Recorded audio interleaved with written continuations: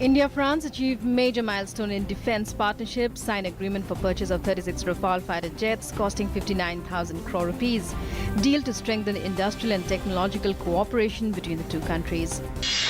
GST Council chaired by Union Finance Minister Arun Jaitley makes major breakthrough, sets 20 lakh rupees as exemption threshold for GST, fixes exemption threshold in northeastern states at 10 lakh rupees. Uri attack tops agenda on day one of three-day BJP National Council meet at Kozhikode in Kerala.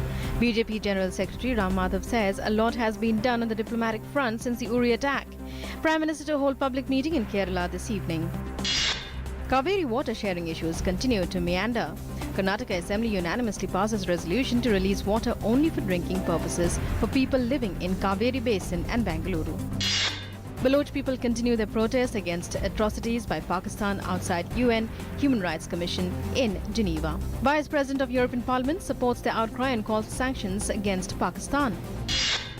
India's resurgent seafood industry gets a major impetus, with Union Commerce and Industry Minister Nirmala Sitharaman announcing a raft of measures, including setting up of agencies for aquaculture and fisheries in all coastal states and export incentives for marine products under Merchandise Exports from India scheme at International Seafood Conference in Visakhapatnam on Friday.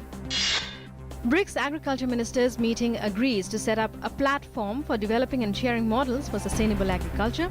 Minister for Agriculture and Farmer Welfare Radha Mohan Singh also resolves to promote climate-resilient agriculture technologies and improve capacity for exchange of information. CBSE has asked the University Grants Commission to conduct the National Eligibility Test, slated to be held in January next year, as the board wants to focus on its core areas and work on improving the quality of education.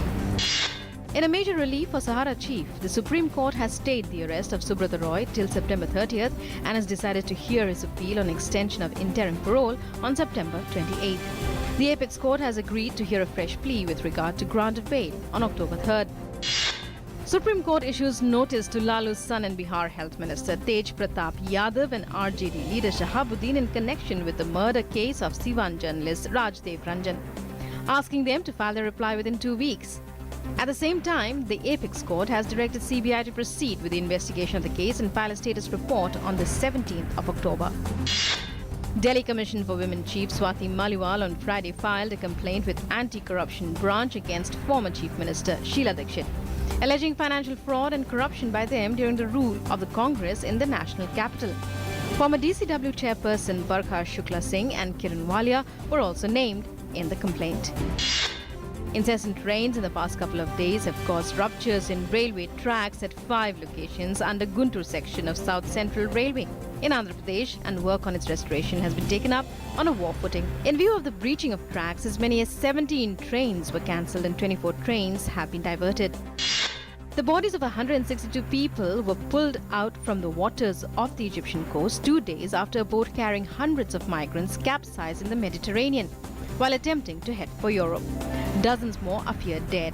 Search operations are still ongoing. BCCI President Anurag Thakur has called for no more cricket diplomacy with Pakistan. He has said the priority is to expose Pakistan as a country which sponsors terrorism, and there is no question of playing cricket with such a nation. New Zealand makes big strides on day 2 of the Kanpur Test. Batsmen Kane Williamson and Tom Latham forge over a 100-run partnership, putting New Zealand in a strong position.